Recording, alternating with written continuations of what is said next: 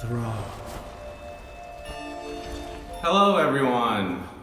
As always, I'm probably a tiny bit late to the party here, but I recently watched The Dark Crystal Age of Resistance, and I really want to talk about it because I thought it was amazing.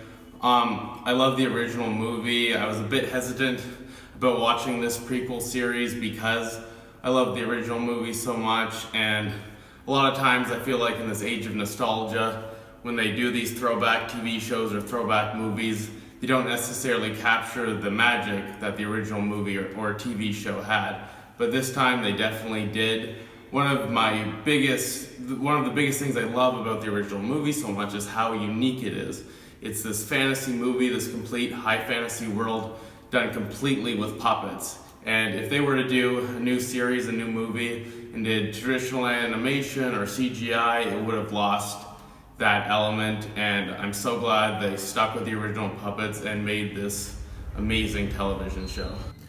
You can just see the love oozing off the screen and how they created this world. Jim Henson's daughter's involved, so it's still in the family. You have a lot of the same creative people coming back, and overall you can tell it was done by people who care. Like a lot of Netflix originals I find seem to be just made for money, but it's nice to see when Netflix uses its money and its resource to get people involved that really care about something and to create something great. I found it was a great use of both CGI and the original practical effects. Like, I find a lot of people who are into old movies love to hate on CGI, and people who are just into new movies seem to love CGI and maybe hate on practical effects because they make a movie look older. But I think this series exemplifies why both are great tools. It's great to have a world that's filled with practical puppets and practical sets and just real tangible things, but it's also so amazing to use CGI on top of that to do things you just simply can't do with practical effects. You can see how much inspiration this show has taken from Game of Thrones and this era of long-form entertainment. A lot of the show I find is structured like Game of Thrones, in that you have different characters all over the world having their own stories. Everything's interwoven, but you'll take 10 minutes on one character, one thread line, then move to another one.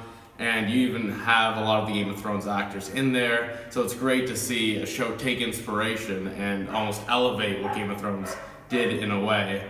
And hopefully this show turns out better than Game of Thrones did in the end, but definitely it's nice to see that inspiration seeping through. Overall, it is a great show. I'd love to see more seasons, more episodes. I hope they don't try to go on forever, like 8 seasons or whatever. I feel like this would be a great show for 3 seasons, 4 seasons maybe. Because it is a prequel, we do know where these characters, or at least this world, ends up. But I'd love for them to continue with it for the next few years at least. So I'm going to talk about a few little spoiler things. So if you don't want the show spoiled for you, and believe me, you do not, you want to watch this show and go in completely blind.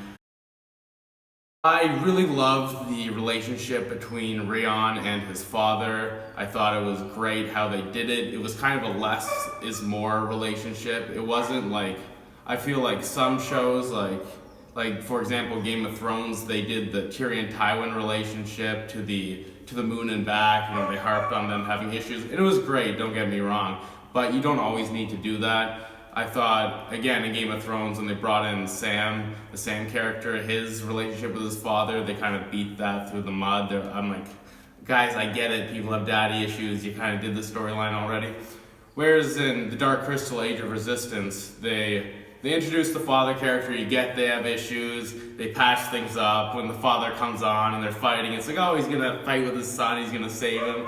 You know what's gonna happen as soon as he comes on screen in that fight with that weird Skeksis hunter guy. But it's still emotional, it's still great, and I'm glad they didn't just spend too much time on it, because you know where that relationship's going to end up. I thought similarly about the romance with Rion and Deet. I thought that was very well done. It almost came to me as a surprise, because obviously Rion had a relationship with a different female character at the beginning, so I thought maybe she'd come back to life or they do something with that. But no, I thought they did really well with him indeed. Again, they didn't harp on it too much. They didn't drag it through the mud. It was just there, and I thought it was written very effectively. Final battle was great. As much as I love Lord of the Rings, I hate when battles are one-sided.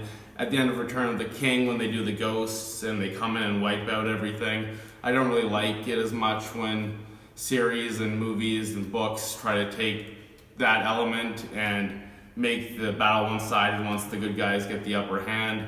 So I really liked how this final battle, the bad guys are still menacing, the good guys still got help, and it just ended, I thought, in a satisfying way. And obviously, if you've seen the original movie, you know things don't go so well eventually for the good guys. But overall, great series, a huge recommendation from me.